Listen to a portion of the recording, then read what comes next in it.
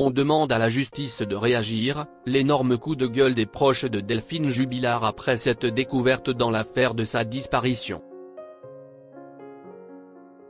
Alors que le procès de Cédric Jubilard approche, un nouveau rebondissement relance l'affaire, une zone boisée, où son téléphone a borné 17 fois, n'a jamais été fouillé. Les proches de Delphine réclament des réponses. Tout commence dans la nuit du 15 au 16 décembre 2020. Delphine Jubilard, infirmière de 33 ans, mère de 2 enfants, s'évanouit dans la nature. Elle vivait à Cagnac-les-Mines, dans le Tarn, avec son mari Cédric Jubilard. À l'aube, il prévient les autorités, selon lui, Delphine serait sortie promener les chiens. Sans jamais revenir. Très vite, l'enquête bascule. Les gendarmes s'interrogent sur ce mari au comportement jugé déroutant. De son côté, Cédric Jubilard paraît détaché, enchaîne les contradictions, et certains détails troublent les enquêteurs, une couette lavée en pleine nuit, un téléphone réinitialisé. En juin 2021, il est mis en examen pour meurtre aggravé et placé en détention provisoire.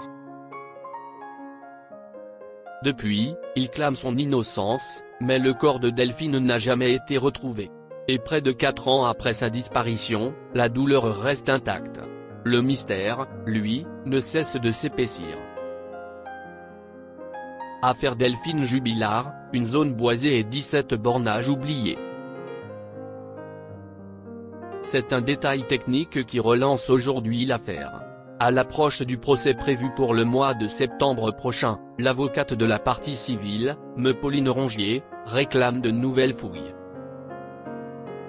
En ligne de mire, un secteur boisé près de Mirandol-Bourgnenac, à 25 km du domicile des Jubilard.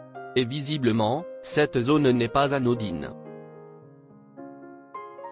Entre le 15 novembre et le 15 décembre 2020, le téléphone de Cédric Jubilard a borné 17 fois dans un lieu réputé comme étant quasi inaccessible.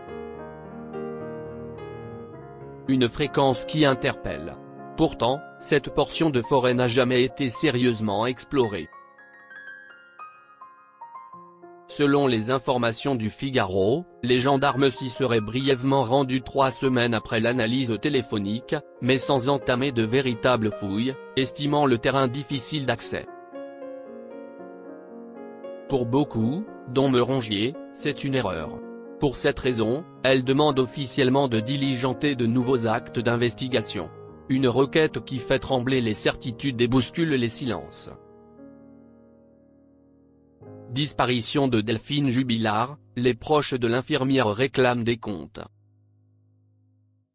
Le temps passe, mais la douleur des proches de Delphine Jubilard, elle, ne s'atténue pas. Et ce nouvel élément ravive leur colère. Apprendre que la zone où le téléphone de Cédric a borné 17 fois n'a pas été sérieusement fouillé leur est insupportable. Par la voix de leur avocate Pauline Rongier, ils dénoncent un manque de réactivité criant. Au micro de RTL, le message est clair, les gendarmes sont allés sur place environ 3 semaines après le retour d'expertise. Ils se contentent d'aller sur les lieux, il n'y a pas de douille, il n'y a rien du tout.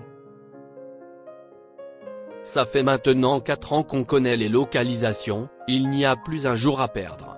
On demande à la justice de réagir. Pour eux, chaque minute compte. Leur espoir, que cette nouvelle demande ne reste pas lettre morte et qu'enfin, la lumière se fasse sur ce drame devenu national.